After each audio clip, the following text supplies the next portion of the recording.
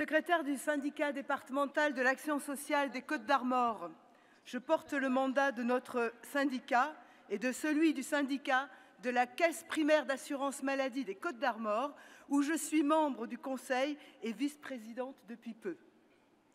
Je vous transmets les saluts fraternels de tous mes camarades.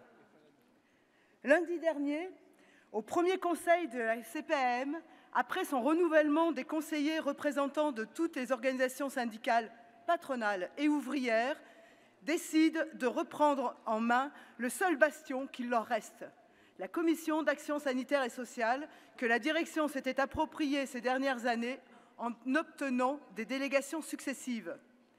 Par 21 voix pour, 1 contre, nous avons repris la main. C'est un bon début pour reprendre l'administration totale de ce qui nous appartient, la sécurité sociale. Déjà, en fin 2014, nous étions une belle majorité à refuser de valider la COG dans le 22.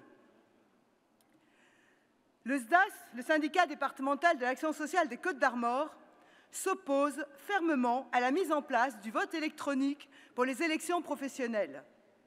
Les patrons nous font toujours le coup de la modernité et du progrès quand ils veulent nous enfumer. Nous ne voulons que la justice et le respect de nos droits. Ne laissons pas tripatouiller nos bulletins de vote sans que pour cela nous puissions les vérifier ultérieurement. Nous avons suffisamment de tristes exemples avec les États-Unis et dernièrement l'UMP. Il faut qu'ici, nous nous prononcions très fermement contre cette intrusion patronale. Et pourtant, la votation, ce n'est pas notre premier souci, mais on veut du respect. Nous sommes fiers d'adhérer à Force ouvrière.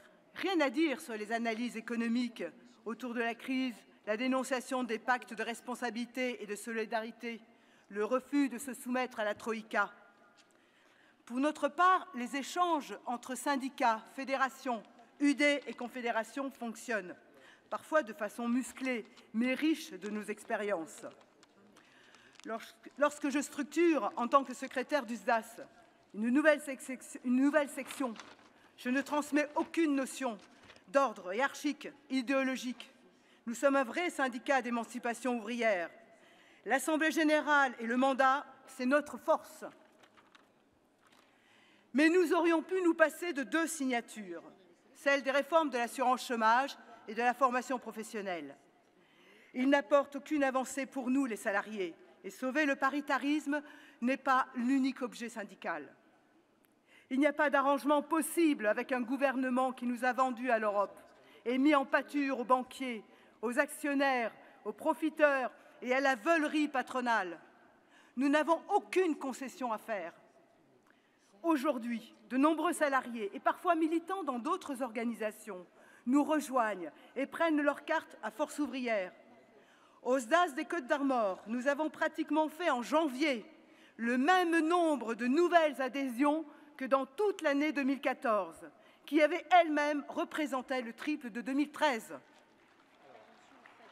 Ce n'est pas le moment de fléchir, ce n'est pas le moment de les tromper, de nous tromper. Nous, militants, fidèles à la charte d'Amiens, nous ne devons pas lâcher nos utopies, la suppression du patronat et de l'esclavage salarial. Nous avons le devoir de maintenir nos positions avec résolution, parce que nous n'avons pas le choix. Nous sommes acculés à combattre pour vivre et non survivre. Alors soyons audacieux dans nos résolutions. Exigeons de reprendre l'administration de notre sécurité sociale. Exigeons la dénonciation des accords de réforme de l'assurance chômage et de la formation professionnelle. Refusons le vote électronique qui va de pair avec la loi de la représentativité. Faisons plier le patronat et le gouvernement avec 2-3 jours de grève interprofessionnelle. Bloquons tout le pays pour qu'ils mesurent notre puissance, car nous sommes les plus nombreux. Demeurons libres, indépendants de toute emprise politique. Vive la Confédération générale, Force ouvrière, et vive la sociale!